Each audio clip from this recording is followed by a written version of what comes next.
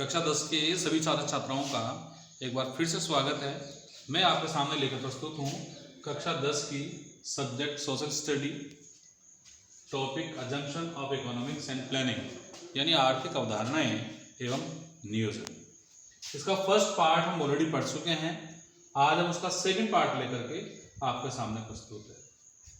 सबसे पहले मैं आप सभी को ये कहूँगा कि जो ये चैनल मेरा है नरेंद्र सिंह के नाम से, इसको आप सब्सक्राइब करें और इसके नोटिफिकेशन को भी आप ऑन कर दें और ज़्यादा से ज़्यादा शेयर करें ताकि ये सब तक पहुंच सके। ओके, आर्थिक अवधारणाएं एवं नियोजन, इसका सेकंड पार्ट। इसमें हम आज क्या पढ़ेंगे?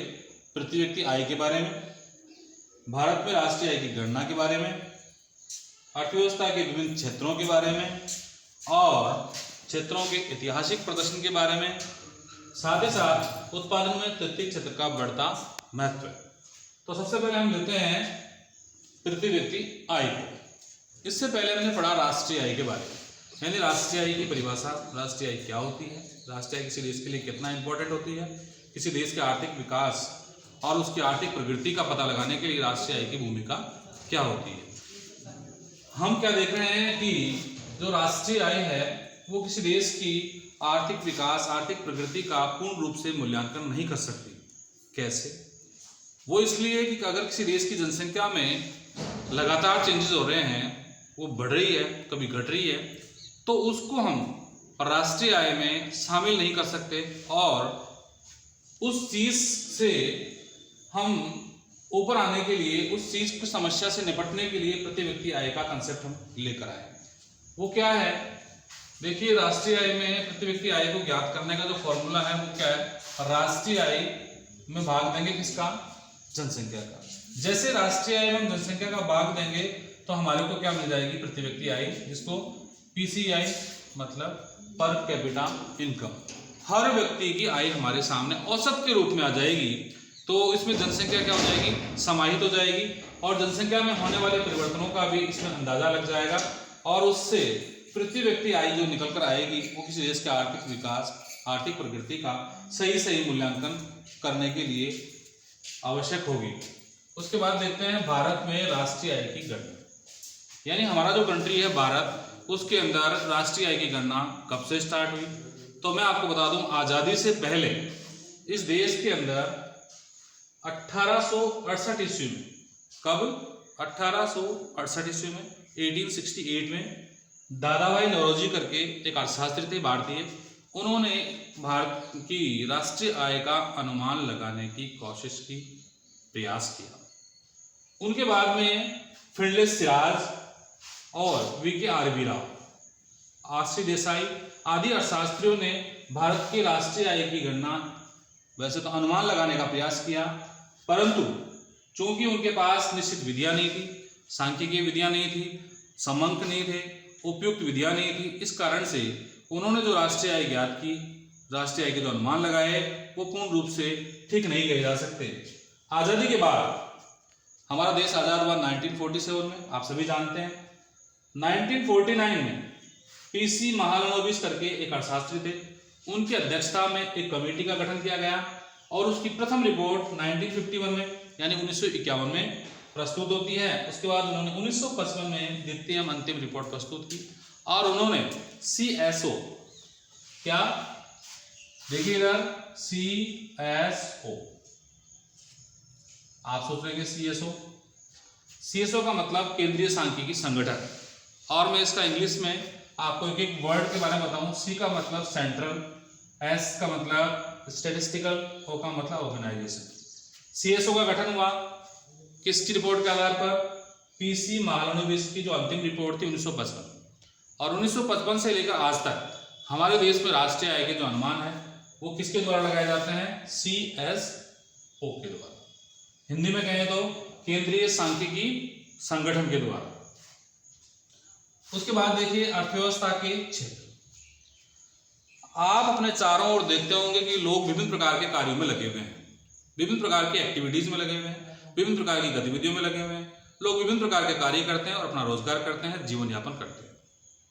मूल रूप से आपने अब तक हमारे चारों ओर देखा होगा कि ज्यादातर जो लोग हैं, हिंदुस्तान की जो बहुत ज्यादा पॉपुलेशन है वो लगभग कृषि में लगी हुई है। ऐसा ही देखा आप लोगों ने?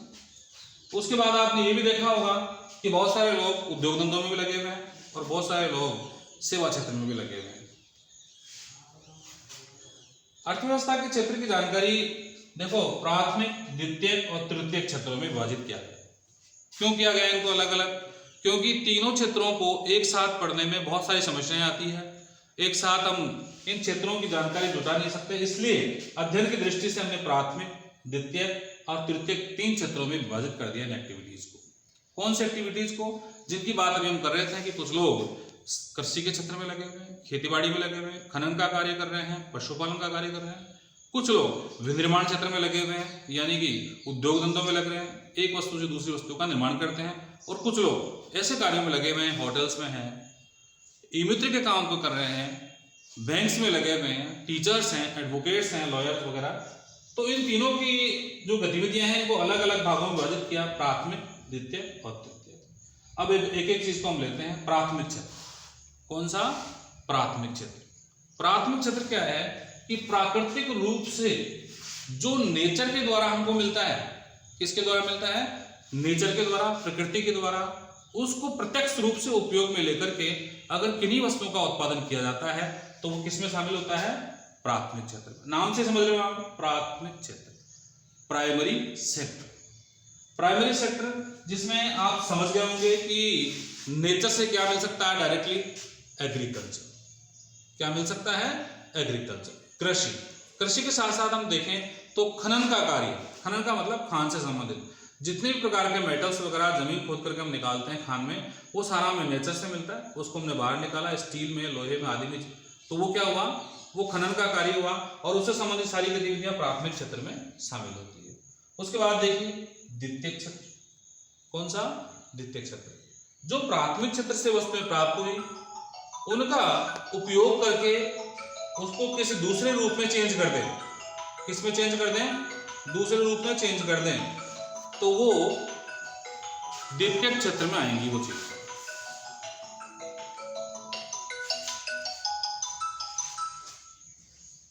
यानी द्वितीय क्षेत्र है, इसमें मैन्युफैक्चरिंग का कार्य होता है, विनिर्माण का काम होता है, पुनर्निर्माण का काम होता है, उद्योग धंधों से संबंधित कार्य होता है, और वस्तुतः आपने देखा होगा कि सर्वाधिक जो लोग हैं इसी में आपको नजर आएंगे। औद्योगिक धंधों में कार्य करते हुए नजर आएंगे आपको, फैक्ट्रीज में, बड़े बड़े कल कारखानों में। और ये काम ऐसा नहीं है, घर पे भी किया जा सकता है। ये सारे के सारे जितनी भी एक्टिविटीज है वो किसमें आती है? द्वितीय क्षेत्र। तीसरा है तृतीय क्षेत्र। इन दो कार्यों के अलावा, प्राथमिक और द्वितीय क्षेत्र के अलावा, आपने कुछ कार्य ऐसे भी देखे होंगे, कुछ एक्टिविटीज ऐसी देखी होगी जो इस द्वितीय क्षेत्र और प्राथमिक क्षेत्र है, इन दोनों के कार्य के अंदर सहयोग करते हैं। वो सारी गतिविधियां जो प्रत्यक्ष और अप्रत्यक्ष रूप से प्राथमिक और द्वितीय क्षेत्र के कार्य में, उत्पादन में सहयोग प्रदान करती है, वो किस में शामिल होती है? तृतीय क्षेत्र। मूल रूप से ये सेवा क्षेत्र है। क्या है ये? मूल रूप से सेवा क्षेत्र है। सेवा क्षेत्र देखिए, हम बात करें सबसे पहले आज के जमाने में अगर महत्वपूर्ण जो है तो आईटी सेक्टर। आईटी सेक्टर का मतलब इंफॉर्मेशन सेक्टर। इसके अंदर आएगा आपको टेलीफोन है, संचार की सेवाएं भी कह सकते हैं। कोई भी उद्योग धंधा चालू है, कोई भी उद्योग धंधा स्टार्ट करते हैं तो कम से कम इलेक्ट्रिसिटी का नाम से रोड, फोन, ये तमाम चीजों की आवश्यकता पड़ती है। परंतु हम चूंकि किसकी बात कर रहे हैं? हम बात कर रहे हैं सेवा क्षेत्र की बात कर रहे हैं। तो सेवा क्षेत्र के अंदर आप देखिए टीचर्स, लॉयर्स, डॉक्टर्स, इंजीनियर्स, ये सारे के सारे सेवा क्षेत्र में शामिल होते हैं। इनके द्वारा की जाने वाली एक्टिविटीज को किसमें शामिल किया जाता है? सेवा क्षेत्र में शामिल किया जाता है। इसके अलावा और भी बहुत सारी चीजें हैं जो तृतीय क्षेत्र में अपना योगदान दे रही है, और वर्तमान समय में सबसे बढ़ता हुआ कोई क्षेत्र है तो वह है तृतीय क्षेत्र। इसके बाद हम आगे बढ़ते हैं, क्षेत्रों का ऐतिहासिक प्रदर्शन। क्या? क्षेत्रों का ऐतिहासिक प्रदर्शन। ऐतिहासिक से मतलब है कि इतिहास में आज से पिछले 100 सालों में, 50 सालों में इन सेक्टर्स के बारे में इनका क्या प्रदर्शन रहा है, इनका क्या प्रगति रही, क्या ग्रोथ रही है, कौन सा सेक्टर जिसने ज़्यादा प्रोग्रेस की है, जीडीपी, जीएनपी, देश की राष्ट्रीय आय, उनके देश की प्रगति में योगदान किसका रहा है, उसकी आय में, रोजगार में, आदि चीज़ों में इन तीनों क्षेत्रों का प्राथमिक, द्वितीय और तृतीय क्षेत्र का योगदान क्या रहा है। तो मैं आपको बता दूं कि विगत 100 वर्षों में अगर डेवलप्ड कंट्री की बात हम करें, विकसित राष्ट्रों की हम बात करें तो स्टार्टिंग में जो हमारा प्राइमरी सेक्टर होता है, जिसको हम प्राथमिक क्षेत्र कहते हैं हिंदी में, प्राथमिक क्षेत्र, किसी भी कंट्री के विकास की यात्रा में, आर्थिक प्रगति की यात्रा में शुरुआती जो कदम होता है वहां पर सर्वाधिक आय और रोजगार में जो योगदान होता है किसका होता है? प्राथमिक क्षेत्र का। धीरे धीरे ये प्राथमिक क्षेत्र से लोगों के आय और रोजगार द्वितीयक क्षेत्र में ट्रांसफर, किसमें ट्रांसफर होते हैं? द्वितीयक क्षेत्र में।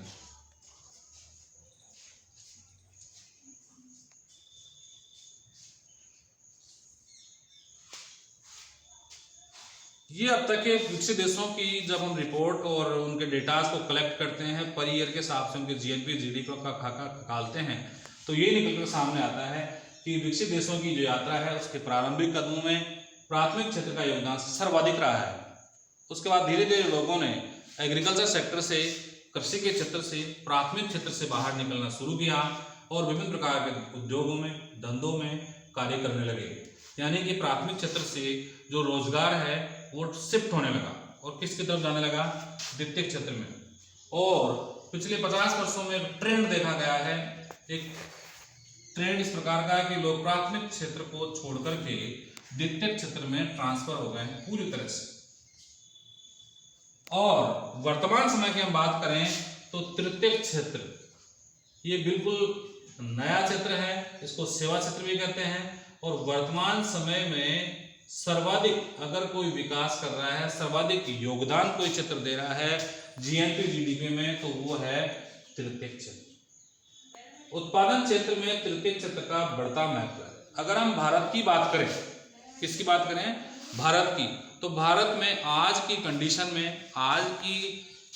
में ये स्थिति है कि तृतीयक क्षेत्र और द्वितीयक क्षेत्र, गौर करना, तृतीयक क्षेत्र और द्वितीयक क्षेत्र यानी कि प्राइमरी और सेकेंडरी और टर्शियरी, इन दोनों क्षेत्रों का जो योगदान है आय में वो सर्वाधिक है और वो लगभग कितना है? 85%। कितना? हमारे देश की जो कुल आय है, अगर हम कहें कि जीडीपी है, ग्रॉस डोमेस्टिक प्रोडक्ट है, सकल घरेलू उत्पाद है, तो उस पूरे सकल घरेलू उत्पाद में 85% अगर योगदान है तो द्वितीयक क्षेत्र का यानी कि उद्योग क्षेत्र का, इंडस्ट्री क्षेत्र का, और तृतीयक क्षेत्र यानी कि सेवा क्षेत्र का योगदान है।